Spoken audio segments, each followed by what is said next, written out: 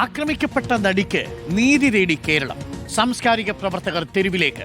ഇന്ന് തിരുവനന്തപുരം മാനവീയം വീഥിയിൽ അവൾക്കൊപ്പം എന്ന പേരിൽ കൂട്ടായ്മ സംഘടിപ്പിക്കും.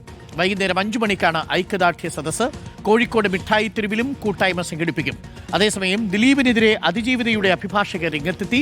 തനിക്കെതിരെ ദിലീപും സംഘവും നടത്തുന്ന സൈബർ ആക്രമണവും കൊലവിളിയും താൻ ശരിയായിരുന്നുവെന്ന് തെളിയിക്കുന്നുവെന്ന് ടി ബി മിനി ഫേസ്ബുക്കിൽ കുറിച്ചു. റോഷി പാലും ലിബി സഞ്ജിതനും ചേരുന്നുണ്ട്.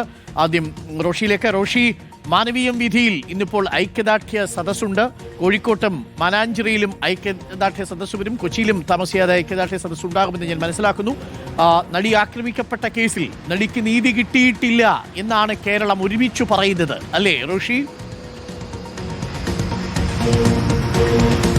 അരുൺകുമാർ, തീർച്ചയായും ഈ കാര്യത്തിൽ ഒരു സംശയവുമില്ല. കാരണം വിധി വന്നതിന് തൊട്ടു പിന്നാലെ തന്നെ കേരളം ഒന്നാകെ പറഞ്ഞതാണ് അതിജീവിതയ്ക്ക് നീതി ലഭിച്ചിട്ടില്ല, അപൂർണമാണ്, ഇപ്പോഴും നീതി അവൾക്ക് വേണം, ആ പോരാട്ടം തുടരണം. അത് ആ ഒരു രീതിയിൽ സാമൂഹ്യ മാധ്യമങ്ങളിൽ വലിയ ക്യാമ്പയിനും തുടങ്ങി. തൊട്ടു പിന്നാലെ തന്നെ സർക്കാർ ആ കാര്യത്തിൽ നിലപാടെടുത്തു. അതിജീവിതയുമായി നിയമമന്ത്രി പി രാജീവ് സംസാരിച്ചു. അപ്പീൽ നടപടിയുമായി സർക്കാർ മുന്നോട്ട് പോകാൻ സന്നദ്ധയാണ്. അതിജീവിതയും തയ്യാറാകണം പോരാട്ടത്തിന് എന്ന അഭ്യർത്ഥനയാണ് പി രാജീവ് നടത്തിയത്. തൊട്ടു പിന്നാലെ പോരാട്ടത്തിന് തയ്യാറെടുത്തിരിക്കുന്നു അതിജീവിത. ഇനി അങ്ങോട്ട് പോരാട്ടത്തിന്റെ നാളുകളായിരിക്കും.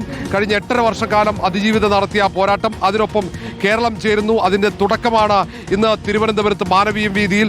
സാംസ്കാരിക പ്രവർത്തകർ ഒന്നാകെ ഇന്ന് മാനവീയം വീഥിയിലേക്ക് അണിനിരക്കും. വൈകിട്ട് 5 മണിയോടെ സമാനമായി തന്നെ കോഴിക്കോട്ട് മിഠായി തെരുവിലും സാംസ്കാരിക പ്രവർത്തകരുടെ കൂട്ടായ്മയ്ക്കുള്ള തയ്യാറെടുപ്പുകൾ അത് കേരളത്തിൽ അങ്ങോളം ഇങ്ങോളം തെരുവുകളിലൊക്കെ സമാനമായ രീതിയിലുള്ള കൂട്ടായ്മകളും പ്രതിഷേധങ്ങളും വരും ദിവസങ്ങളിൽ ഉണ്ടാകും. നേരത്തെ അതിജീവിതയുടെ പീഡന ദൃശ്യങ്ങൾ ചോർന്നു എന്ന് സംശയിക്കുന്ന രീതിയിലുള്ള FSL റിപ്പോർട്ട് പുറത്തു വന്നതിന് തൊട്ടു പിന്നാലെ സമാനമായ പ്രതിഷേധം കേരളത്തിൽ അങ്ങോളം ഇങ്ങോളം കണ്ടതാണ്.